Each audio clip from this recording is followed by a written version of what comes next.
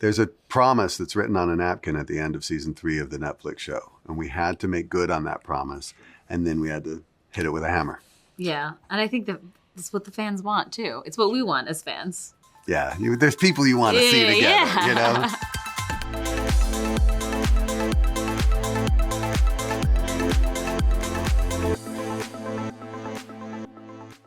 Nothing says street level NYC like a hero and a villain bonding over the disappearance of diners in the city. Cool. Yeah. I thought that was really cool. It was really cool. But can you tell me a little bit about kind of playing opposite each other with Matt and Wilson Fisk, just going in polar opposite directions in this season? It was just really fun. It's just such a great idea. We're coming back after many years. We want this first episode to be big and bold and brave and shake things up a little bit. You know, we do that in many different ways. And one of the ways is to have these two characters who famously can't be in the same room together. We managed to construct a situation where they need to be civil. They need to be honest, and they need to say their piece to start a chain of events that will unfold throughout the season. But what we discovered in doing that is that there's a place for a bit of fun, a bit of levity, a bit of respect, almost friendship, which is, I just think it's just, when you know these two characters, hopefully that just draws you in a new way. For Fisk, like obviously in the comics in the 80s, like it made sense to have him be a public figure and kind of explore like that avenue of kind of his villainy. Why does it feel particularly timely now to kind of play in that sandbox, and kind of what were the conversations with the creatives like about how you were not only going to make this feel timely, but actually subvert everybody's expectations, which I think kind of happens as we get into that second episode. He needed to have a plan to stretch his reach out further for control. So he decided to do something that was going to be very difficult, and that was to live in the daylight, like a vampire would have difficulty living in it. And I think that struggle becomes a big part of the story, because you realize eventually that things are not going exactly the way he wanted. He realizes in the end that there's going to have to be more Kingpin than Mayor Kingpin, and that changes everything. A mayor serves his city. I can see you're not entirely convinced. Why did it feel important to bring back a lot of these fan favorites from a narrative perspective? Oh, well, so there's a promise that's written on a napkin at the end of season 3 of the Netflix show. And we had to make good on that promise. And then we had to hit it with a hammer. Yeah. And I think that's what the fans want, too. It's what we want as fans. Yeah. There's people you want to see together, you know? Can you tell me a little bit about why you feel Matt Murdock's arc is a better fit almost for television than it is maybe the big screen? Talking about this, we were just, because it's a long throw. It's a character that you really like to have in your life and in your living room. And his struggle and his dilemma and his kind of like, who am I? Am I the mask of Matt Murdock? Am I the mask of Daredevil? You can't tell that story in an hour and a half. And you can't tell that story in 2 action sequences and some monologue. It has to be, you have to spread him out over time, and you have to bounce him off different characters, the people that he loves, the people he hates, and the city. It's too big.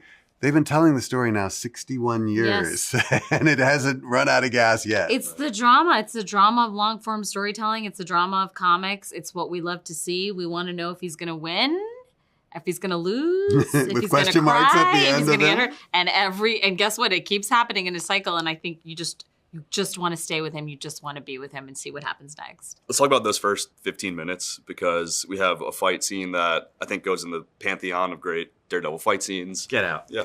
I think we have... Thank you. Man, this is early feedback for us. We're still just hearing it for the first time. We have a massive spoiler I can't talk about, Yeah. And we have something that really kind of drives the engine of the show forward in a kind of a new and exciting way for Marvel. Can you tell me a little bit about how the two of you wanted to put that visual stamp and that narrative stamp from the jump for Daredevil Born Again?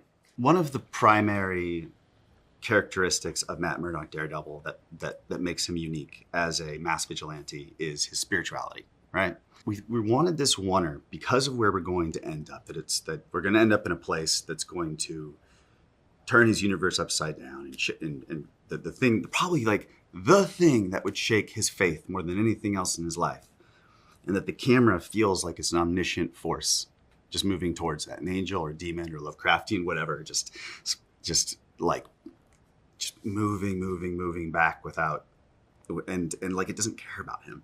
Yeah. Like the universe doesn't care about him. Just very this image doesn't care observational. about him or anybody else. The combination of that camera move, that omniscient camera move that doesn't seem to care about anyone, and that music that just is propulsive tragedy, that the aim was that this would just feel foreboding. Like it would just be like, yes, it's exciting. Yes, the choreography is beautiful. It's great seeing these people again, but that you just have this feeling that you have this feeling you're headed for an Ari Aster movie, you know? Yeah, the idea there was that the camera knows what's going to happen by the time we cut, which is, you know, these awful acts of violence. And so that there's kind of you feel a premonition in it. Yeah. And that's also because the thing that happens is so big. We wanted to kind of make it the biggest punctuation we possibly could, which is where the shot ends. Sure. You could have made this a reboot. Could have done a lot of different things with the Daredevil property. What made it feel important to bring back a lot of these fan favorites from a narrative perspective? I remember when I was a film producer working on set when the original show was coming out, I would go home at night and like watch it for fun as a fan. And it was, you know, when you're behind the curtain making stuff for Marvel, like it's sometimes challenging to separate and just enjoy it, you know, like I used to when I was a kid. The original series allowed me to do that because I was just a little bit removed from it. I loved it so much. Being able to bring those actors back and revive the show is really a dream come true. And all I hope is that it's a worthy successor to the original show. You talked a little bit about some of the defenders and kind of playing in the sandbox. I'm not going to press you on that any further because I'm sure you can't say more. But I mean, I'll tell you that like every decision is going to be based on the story that we're telling and the characters and what's driving them and what obstacles they face. Yes, they live and breathe in the same world as these other characters, and collisions, you know, can happen. But we're not trying to, you know, do anything arbitrarily. Going to bring people in when it's the right story reason to do it. Sure. Why did White Tiger feel exciting to you? And can you talk a little bit about the challenges of elevating some of the characters that might not be kind of household names in the MCU? The show deals with themes of vigilantism and taking justice into your own hands in an oppressive world. And White Tiger exists to kind of carry out part of that argument. I think it's a multipolar story with Wilson Fisk, Matt Murdock, Frank Castle, White Tiger, all these different parties that have points of view on justice and on what it means to protect the ordinary person. I heard of